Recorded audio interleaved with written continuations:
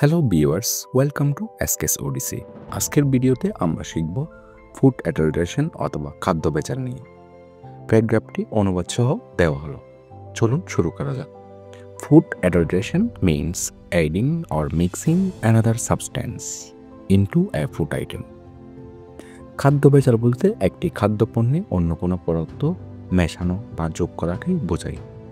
In order to make more profit, preserve it for a long time or make it appealing, যাতে বেশি লাভ করা যায়, দীর্ঘদিন সংরক্ষণ করা যায় বা তা আকর্ষণীয় দেখায়।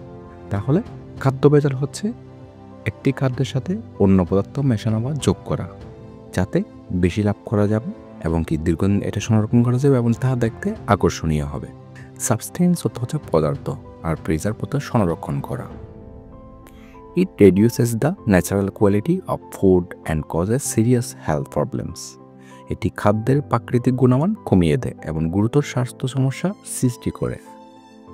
In Bangladesh, food adulteration has become a major issue and a threat to public health. বাংলাদেশে খাদ্য ভেজাল একটি প্রধান সমস্যা এবং জনস্বাস্থ্যের জন্য হুমকি স্বরূপ হয়ে উঠেছে।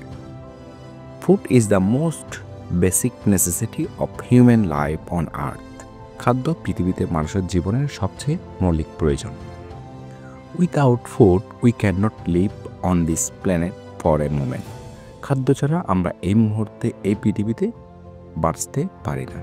টু স্টে হেলদি, সুস্থ থাকার জন্য we must it pure, fresh and nutritious food. সুস্থ থাকার জন্য আমাদের বিশুদ্ধ, তাজা ও পুষ্টিকর খাবার খেতে হবে। But nowadays, বর্তমানে many food producers and sellers use harmful chemicals and ingredients in food items like milk, vegetables, fruits, fish and sweets. কিন্তু বর্তমানে অনেক খাদ্য উৎপাদক ও বিক্রেতা দুধ, সবজি, ফল, মাছ ও মিষ্টিজাত খাদ্যপণ্যে ক্ষতিকর রাসায়নিক ও উপাদান ব্যবহার করেছে। These chemicals are dangerous to health.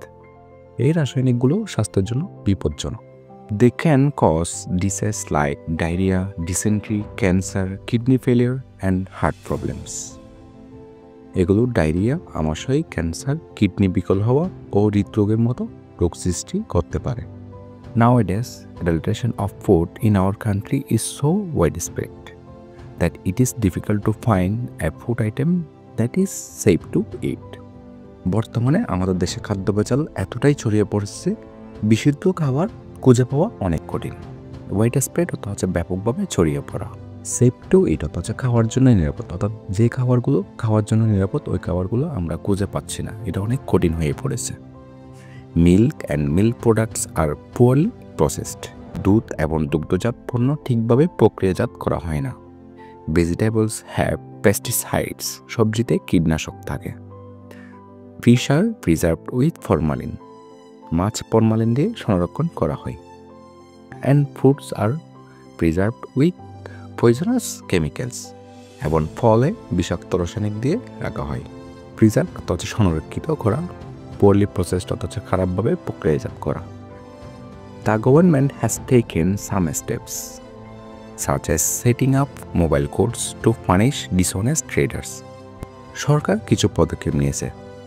অসাধু ব্যবসায়ীদের শাস্তি দিতে মোবাইল কোর্ট চালু করা হয়েছে। সেটিং আপ হচ্ছে স্থাপন করা অথবা চালু করা। ডিসঅনেস্ট ট্রেডার্স অথচ অসাধু ব্যবসায়ী। পানিশ অথচ শাস্তি দেওয়া। To stop this both the government and the public must work together. এটি বন্ধ করতে সরকার ও জনগণকে একসঙ্গে কাজ করতে হবে। Strict laws and regular monitoring are essential. কঠোর আইন এবং নিয়মিত নজরদারি অপরিহার্য। মনিটরিং হচ্ছে নিয়মিত নজরদারি রাখা, এসেনশিয়াল হচ্ছে অপরিহার্য।